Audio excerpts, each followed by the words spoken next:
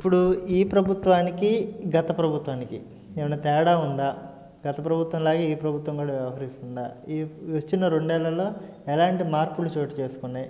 వాస్తవికత ఏంటి? ప్రజల్లో ఎలాంటి చర్చ నడుస్తుందంటే మీరేం చెప్పుకొస్తారు?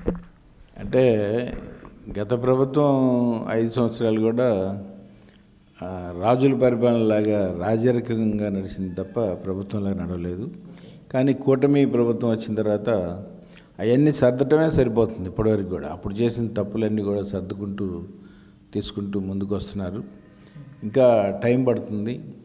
అక్కడికి ఇంకా ఇండస్ట్రీస్ కోసం వేరే కంట్రీస్, మన లోకేష్ గారు, చంద్రబాబు గారు మనకి ఇండస్ట్రీస్ రావాలి, ఇండస్ట్రీస్ వస్తేనే ఈ నిరుద్యోగ సమస్య పరిష్కారం అవుద్దనే ఉద్దేశంతో చాలా కష్టపడుతున్నారు. నెల కనీసం 10-15 రోజులన్నా వేరే కంట్రీస్లో తిరుగుతూ మరి వాళ్ళకు వేరే ఇండస్ట్రీస్ని పట్టుకురావడం కోసం చాలా కృషి చేస్తున్నారు. మరి చేస్తున్నారు. కానీ వైజాగ్లో 2015-16లో పెట్టినట్టు అప్పుడు కూడా ఇట్లనే వైజాగ్లో మీటింగ్ పెట్టడం జరిగింది. కానీ అప్పుడు 11 లక్షల కోట్లు ఎంఓఏలు అయినాయి. దాంట్లో 1 లక్ష కోట్లు కూడా మరి ఇండస్ట్రీస్ వచ్చింటాయో రావో తెలియదు. అది అట్లా కాకుండా కరెక్ట్గా పెట్టే వాళ్ళని తీసుకొని కరెక్ట్గా ఎన్నుకొని వాళ్ళ ద్వారా అయితే మనకి ఈ అన్ఎంప్లాయ్మెంట్ సమస్య పరిష్కారం అవుద్ది. అట్లనే మొన్న కూడా మరి వైజాగ్లో 13 లక్షల కోట్లు ఎంఓఏలని. దీంట్లో కొన్ని రావచ్చు. ఎందుకంటే నరేంద్ర మోడీ గారిని పట్టుకొని లోకేష్ బాబు గారు మరి గూగుల్ సుమారుగా 2 లక్షల కోట్ల రూపాయలది తీసుకొచ్చారంటే మన కూటమి ప్రభుత్వం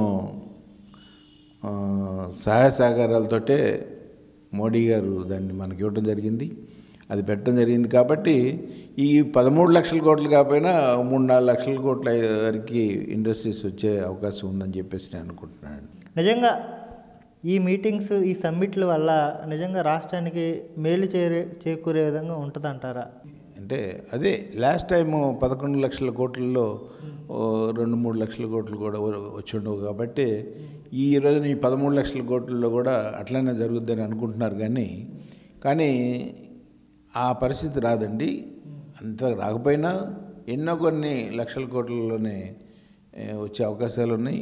కానీ ఈ రోజున బీజేపీ కూడా మనతో కూడా కలిసి ఉంది. కాబట్టి మనం కొంతమట్టికి ఈ 13 లక్షల కోట్లు కాకపోయినా దీంట్లో 4-5 లక్షల కోట్ల రూపాయల ఇండస్ట్రీస్ వస్తాయేమోనని చెప్పేసి నేను అనుకుంటున్నాను. రావాలని చెప్పేసి కూడా కోరుకుంటున్నాను.